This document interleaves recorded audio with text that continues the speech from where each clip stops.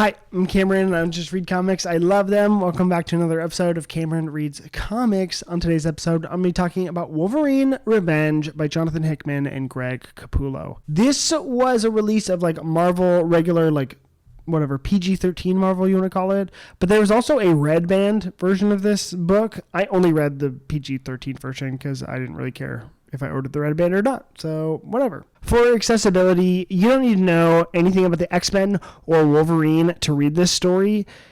Maybe know some of who the key members of the X-Men and their villains are, but again, this is largely a solely Wolverine story. And usually, I would always plug a writer referencing their own work. Hickman writing all of the X-Men, Krakoa, Powers of 10, House of X stuff, but it's really not mentioned anywhere in this book. This is, it's in its own universe kind of story. It was surprising to me that after his X-Men run was cut short, Hickman would also return to this title. So yeah, he wanted to go write a 5-issue Wolverine series, which is also incredibly out of character because he does long form stories.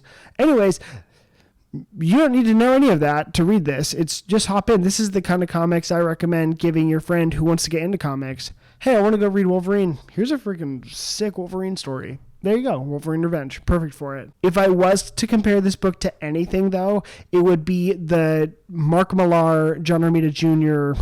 Wolverine run. Super theatrical, super blockbuster, and so much more. So really, really good stuff. Now for the story. It's exactly like the title states. This is a revenge book. Wolverine goes on a mission with Captain America, Winter Soldier, and a couple others, and the mission goes awry.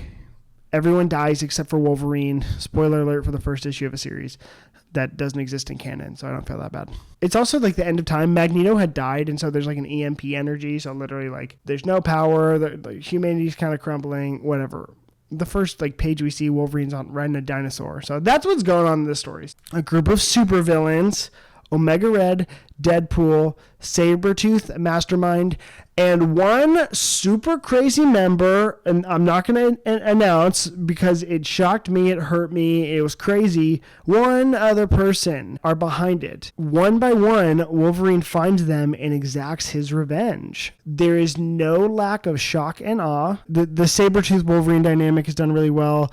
The Deadpool Wolverine dynamic is done obviously in conjunction with the movie's release, but really well done. Hickman writes an interesting Deadpool. I think now seeing him in the movie versus reading him in the comics, it's so fascinating to me what they're going to emphasize.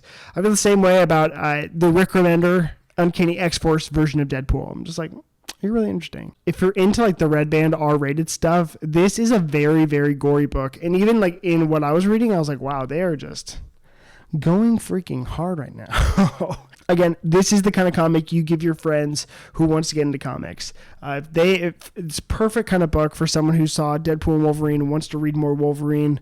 Go give them this. Now for the art, Greg Capullo, super famous DC artist after his New 52 run with Scott Snyder on Batman. And eventual other stuff. He is now signed an exclusive with Marvel Comics, and he's been doing covers for the last 2 years. So it's what is up, dude? When are you going to do something? And that's when he got announced for this Wolverine book with Jonathan Hickman. This is the perfect kind of title for him. And I thought his art was incredible. His regular collaborator is FCO Placentia for the colors. And I thought he did most of the issues. I think there's some drama in the middle of the run, but I don't know. The colors on this book were insane, especially for Greg Capullo, who is an incredible industry talent. I thought he made the 90s Wolverine suit look so good. He drew all of these characters really well, very much in the Greg Capullo style. They looked really, really good. They weren't over-dramatized. The features that he emphasizes I always find really interesting because it's not necessarily what is traditionally emphasized, but yeah, I thought he did a great job. Wolverine in the 90s costume with the yellow and the blue looks incredible. Now for how I liked it, I really enjoyed this story. It's new to me for Hickman to do a miniseries because he's usually doing longer stories, but this was totally up my alley. This book was exactly what I wanted it to be, which was just, give me a badass blockbuster Wolverine story, just murking fools. Again, it reminded me of the Mark Millar Wolverine run. I loved that Wolverine run, so good by me. This was totally up my alley. Fun popcorn comics. It's out of continuity, so the stakes are low. Otherwise, I didn't have any qualms. For my rating, I give it a 7.1 out of 10. Tell me if you liked it. My name's Cameron. I don't just read comics. I love them. See you guys next time.